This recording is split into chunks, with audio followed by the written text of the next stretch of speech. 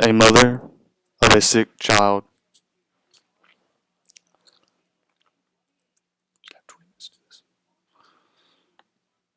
Hello, my name is Daphne. I was born in 1969 to my mother Ruth. My childhood was difficult, just like my mother's. I would only know deprivation.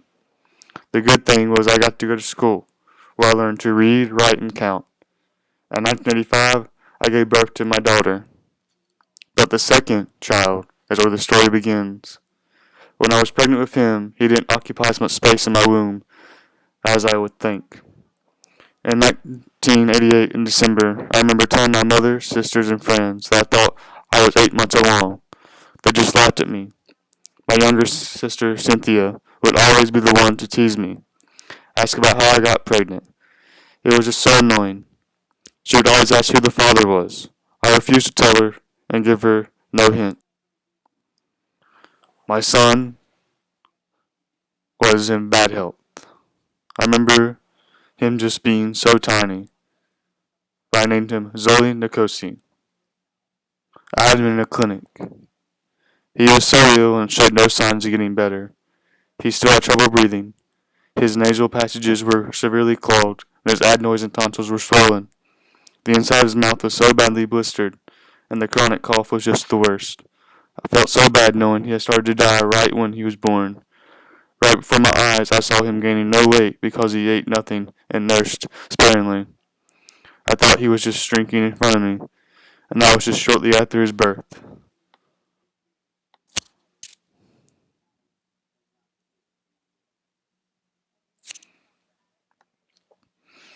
As time passed, I saw my health along with my son's health getting worse, but I was determined to do what had to be done for our well-being, especially his. In the late winter, I departed to Johannesburg, looking for work. I left my children with my mom.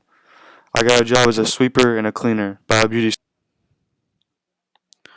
When I did get enough money to find a doctor for me and my son, I did. But we did get some good but bad news. We both had AIDS, a fairly unknown disease, but one that was very common among people. After that, we started living in a settlement in Davington. Both me and my son were receiving so much hostility from everyone else, and I was afraid.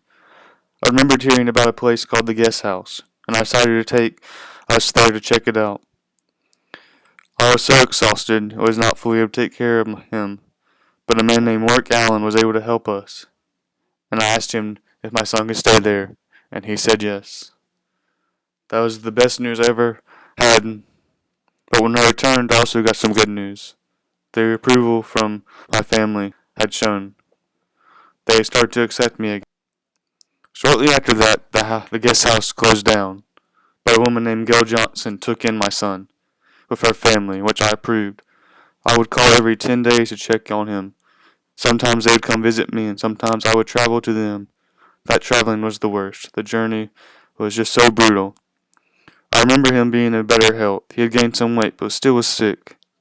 I know that they were doing a great job, and I was happy with the arrangements, but my health was getting worse, just like my son. I remember it being so hard to hold my child, and I was getting so weak. So in February of 1997, I saw my health going really bad real fast. So I decided to go home to where I was born and to my birthplace and my kid's birthplace before I died, and that's where I passed away. I died a proud mother of my children, and knowing my son was being fully taken care of by loving individuals. But I just I could have lived longer, just had one more day to see him, just one last time.